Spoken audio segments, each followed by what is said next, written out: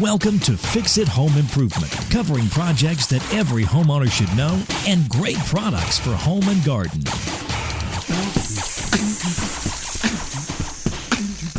Hi, I'm JC, and this is where we share weekly home improvement tips. I'm here with my co-host, Cindy.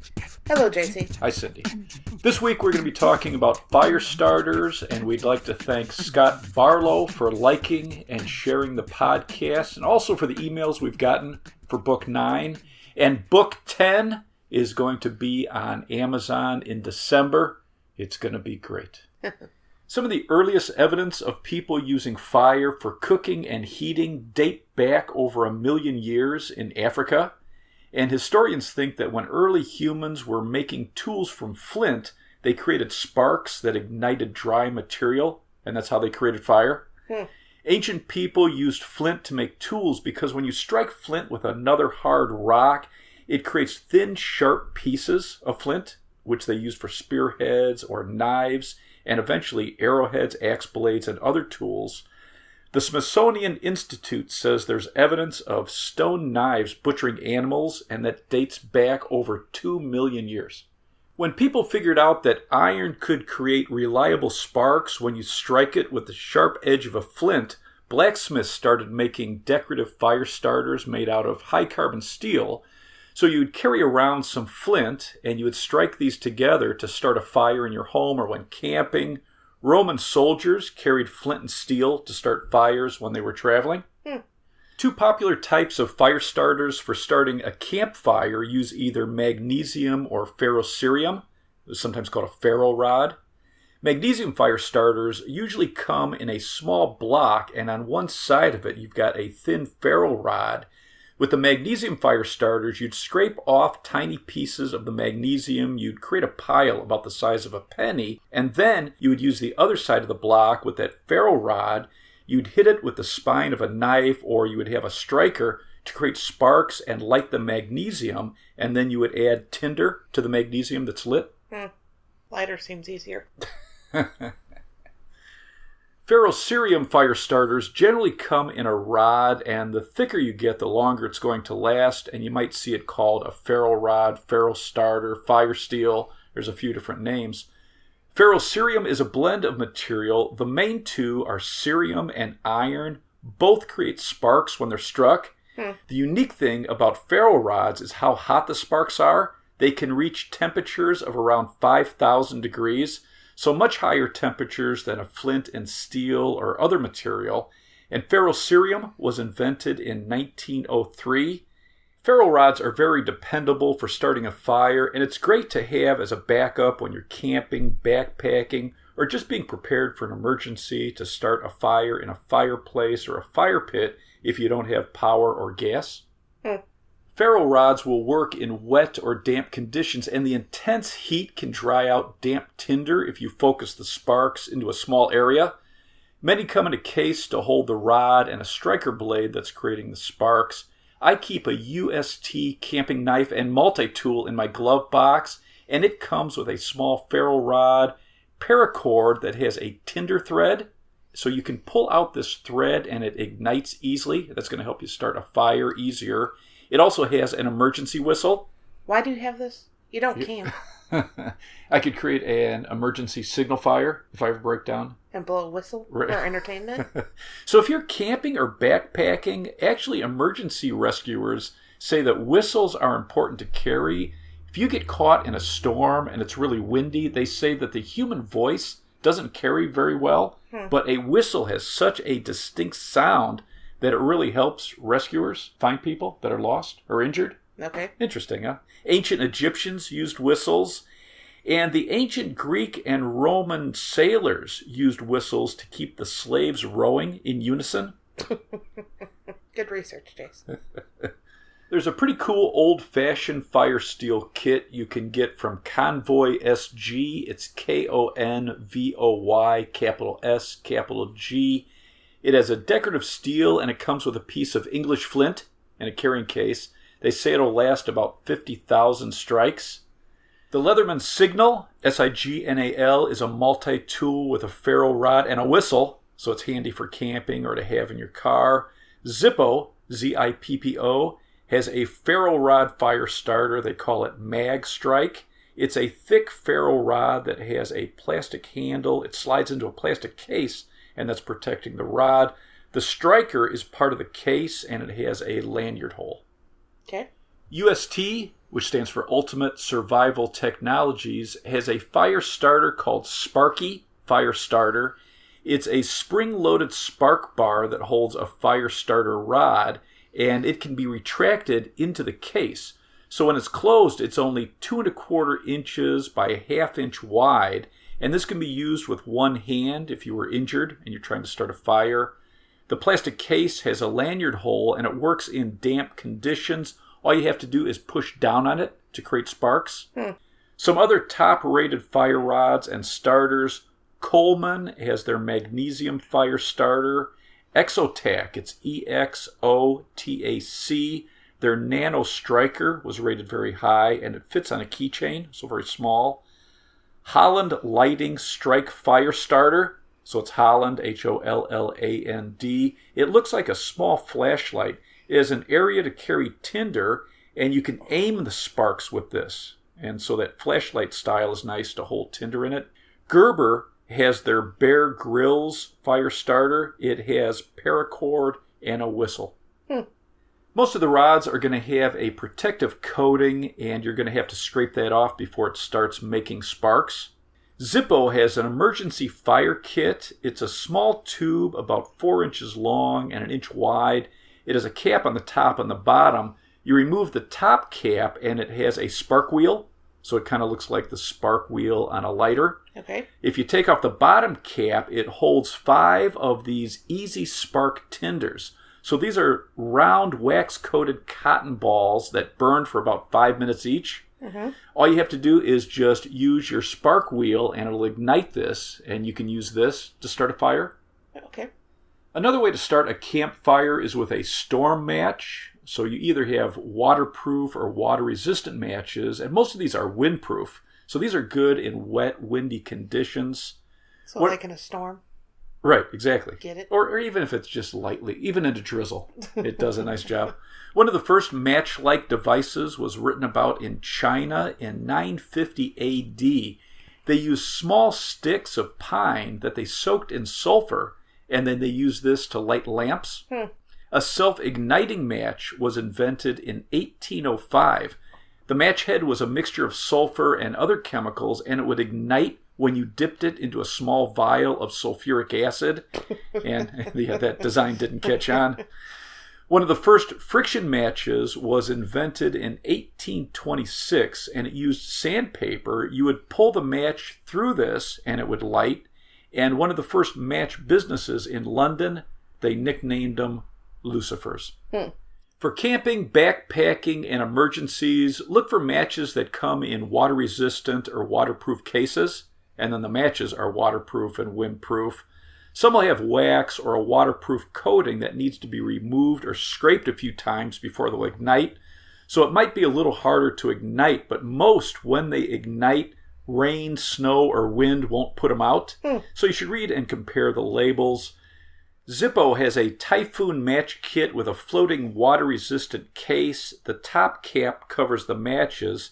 It's about 5 inches high and 1 3/4 inches wide. It holds 15 special windproof water-resistant matches, and the bottom cap holds the strike pad and extra pads. It has lanyard holes in it, and the matches burned for about 30 seconds at a high temperature. The company UCO, it's just the letters U, C, and O. It stands for utility, comfort, and originality. Has some highly rated storm matches and cases. Their Titan stormproof matches burn for about 25 seconds. They're windproof and waterproof. They have a fire starter match called the Sweet Fire Fire Starter. It's shaped in a small wedge. It's windproof and waterproof, and it'll burn for 7 minutes. So if you have damp tinder or kindling, it'll dry it out and get it burning. A couple other top rated comes from Coglans. It's COGHLANS and UST. Both have stormproof matches. Lighters are an easy way to start a fire. No kidding. And inexpensive Bic lighter is good to have around the house or if you're out camping. But inexpensive lighters won't take impact like a heavier duty lighter with a cap and a metal body. Zippo has a windproof lighter called their Loss-Proof, L-O-S-S. It has a lanyard loop and an elastic lanyard so you can attach it to a backpack or your belt. It has an all-metal body and a metal lid. It's water resistant. The wick and the flint are replaceable, and it has a lifetime guarantee. And Zippo also has a pouch you can buy. It's made out of paracord, so you can use it. You can unwind it and use it for emergencies. They also have small aluminum fuel canisters that carry extra fuel and flint, so if you're out camping for a while. And Zippo has been around since the 1930s. It was the first one-hand lighter and is very popular with soldiers in World War II. And when my mom became an antique dealer, she collected Zippo lighters. It was amazing how many she had around the house. A flame lighter, like a Zippo, uses lighter fluid and a wick for the flame. One of the disadvantages is they're not fully waterproof for extreme conditions, and the fuel does evaporate over time. Jet lighters are butane lighters with a hotter, wider flame. Some are called torch lighters, and they can reach temperatures close to 2,000 degrees Fahrenheit. So if you have damp tinder, it'll help dry it out. For a wider flame, you can get double, triple, or quad flame lighters. And most of these are waterproof and windproof, so they're great for camping, backpacking. But butane can fail if you're in extreme cold. Electric arc lighters aren't using fuel to start a fire. They use a rechargeable battery, and when you press a button, it creates a spark between two electrodes. Or some might have more than two electrodes, but you're creating a spark that ignites tinder to start a fire. Pretty interesting.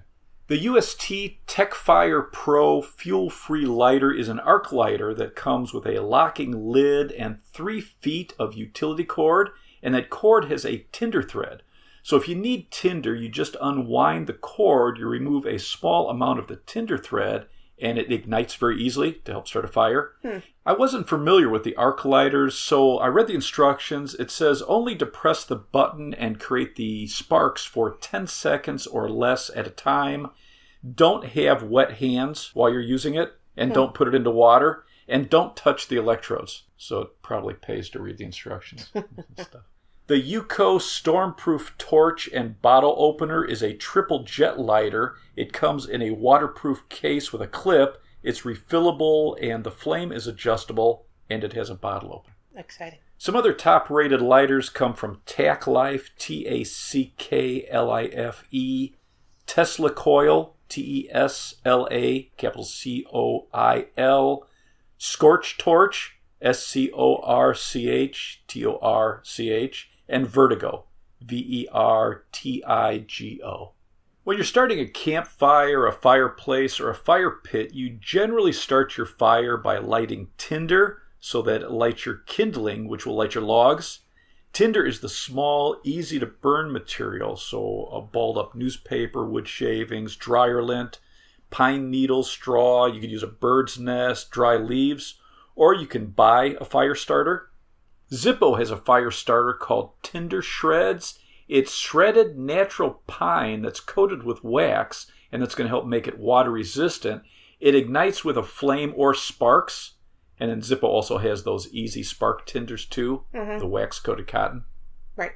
Instafire fire starter is a granular fire starter made out of recycled wood, volcanic rock, and food-grade paraffin wax. And it burns at around 1,000 degrees Fahrenheit. So you can pile this on top of logs, even damp logs. And one of these pouches will burn for about 10 minutes. Or you can use just a small amount inside one of these pouches if you have dry wood or kindling. They say there's no harmful chemicals, so it's safe to carry or store near food, and it'll start with a flame or sparks. Okay. Fatwood fire starters are thin sticks of pine made from the stumps of pine trees, and the resin in pine lights easy and it burns even in damp conditions. You can also shave the wood to create tinder. There's a company called Smiths, Smith''S. They have a tinder maker that comes with a fire starter ferro rod. It looks like a small cheese grater. You rub it against fatwood sticks or any dry wood, and you can create your own tinder. Exciting. It's kind of cool. You can also make your own tinder from either cotton balls or lint collected from the dryer. What are we titling this? Fire. I'm just going to title it Fire with an exclamation point. So anybody besides arsonists going to listen to this? I hope so. And please like it and tell Cindy that it was fantastic. So if you take cotton balls or lint from the dryer and you work petroleum jelly into it, it'll allow it to burn longer to help ignite your kindling. And you can make up a bunch of these tinder balls and store it in Ziploc bags or small watertight containers. And these will ignite with either a flame or sparks. And some other fire starters are Dragon in a Box. It's paper, fibers, and wax. And it comes in a box that looks like Chinese takeout. Right. So it's pretty cool. Stump Chunks. This is kindling from the stumps of trees. And lighter balls are ground up corn cobs, wood shavings, and wax. And it is a cotton wick. So those are kind of cool looking. To keep a fuel-free arc lighter charged or other portable devices, you can bring along a portable battery if you're camping or backpacking. It could be called a power bank. Right, exactly. Some are very thin and lightweight. You charge it before you leave, and depending on the capacity, it can charge multiple devices. Anker, A-N-K-E-R, makes top-rated power banks, and Klein Tools has a power bank in a heavy-duty case for job sites. And they have a large capacity battery with a built-in LED flashlight, so that'd be handy for camping.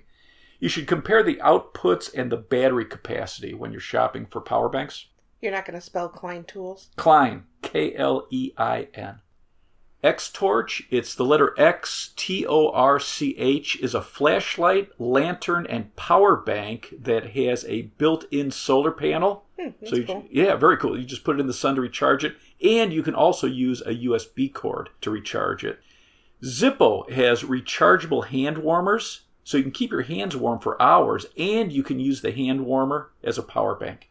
When I was looking at some emergency fire kits, I came across Zip Stitch. It's ZIP STITCH. It's for closing cuts up to 1.5 inches long. It has 2 adhesive strips for both sides of a cut, and it has 4 straps that you pull together that will close up your cut, and then it comes with a patch to cover the wound. You should check it out online. It's pretty wild. What does this have to do with fire? I just thought it looked interesting. Do you have anything else to add about fire? Fire can purify water, cook food, keep you warm, signal for help, and scare away animals. So for camping, backpacking, and emergencies, have multiple fire starters, a thick ferro rod, water and windproof matches, and water and wind-resistant lighters. Okay. Let's wrap this up. You can subscribe to our podcast on Apple Podcasts, Google Podcasts, CastBox, Himalaya, or your favorite podcast app. If you enjoyed it, please leave us a review. You can check out our home improvement videos on our YouTube channel, Fix It Home Improvement. And you can subscribe to that as well. You can download our ebooks, Home Improvement Solutions, What Every Homeowner Should Know, books 1 through 9 on Amazon. If you enjoyed it, please leave us a 5-star rating and review. You can email us at fixitpodcast@gmail.com. You can follow Cindy on Twitter at FixItCohost. And you can follow us on Instagram, Fix It Home Improvement. Thank you for listening. Talk to you next week.